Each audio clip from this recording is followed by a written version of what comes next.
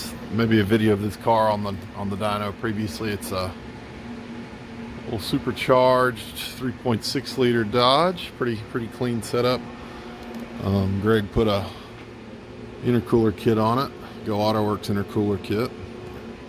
I didn't get to see it beforehand, so I can't really comment on whether or not it's better than no intercooler, but I think we all probably know that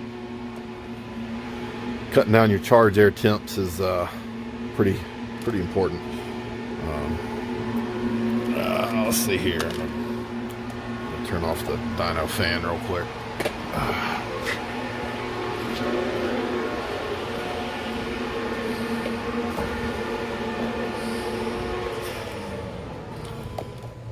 I hadn't really been leaning on the PAU much today. Probably don't even need that thing on.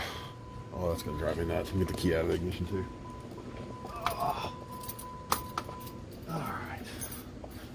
Sweet, merciful silence.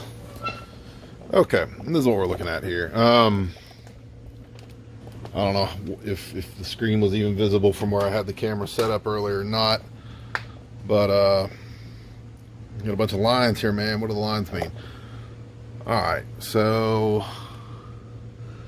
248, 227 is where we started the day after I put in essentially a base map. I extrapolated what I thought it was going to do, and like most good vehicles, that did absolutely nothing like what I thought it was going to do.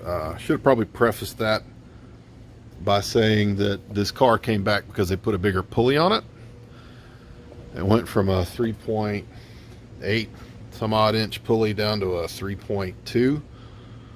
3.8 yielded right at 2 psi at about 6,200 RPMs. Last time we were expecting about 8 psi. The 2.8 inch pulley or whatever is supposedly supposed to give it about 15. Apparently the 3.2 on this configuration only gives you about, it touched 4 right at the rev limit. 130-ish kPa according to the data log, or for you Dodge guys, a 1.3 PR. So let's look at this. All right, what do these numbers mean? Okay, black, like I said, that was where we started. That was the very first pull. That was at higher load. I'll pull that up down on the bottom later. I like to run the rough end pulls at higher load to get a better air fuel ratio relative to what it's going to do on the street. It's the whole point of having an eddy brake. The green, the blue, and the red were pulls towards the end of this tuning session here. Just kind of running through some stuff. I was trying to get some mid-range torque back between the 283 and the 286 pull.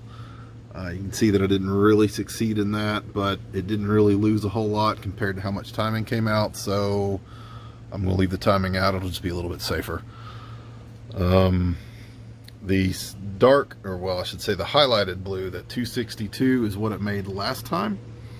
So, you know, for the extra pound or two of boost that it's making, it picked up, what is that, 24 wheel and right at 20 foot-pounds of torque. That's pretty cool. You can see the curve looks a little weird. If I start the pulls much lower than about 2,500, it's out of the range of the converter, so it just pretty much jumps to 25 and goes from there. And yeah, that the 280 pull there was kind of a warm-up pull. I've noticed that the first hit after a flash, it doesn't always do what I expect it to do. I don't know if it's a Dodge thing or just me not being 100% familiar with how the GPAC 2 stuff works. I mean, I think I got a pretty good handle on it based on the numbers that I'm trying to get it to do and the numbers that it's telling me it's doing. But every once in a while, it kind of throws me for a little bit of a curve there.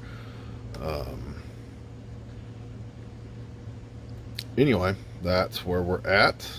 That's what it did. Hopefully I will get time tonight to put this video together and put it up online, because I haven't put anything up on my channel in a while. Get the big screen.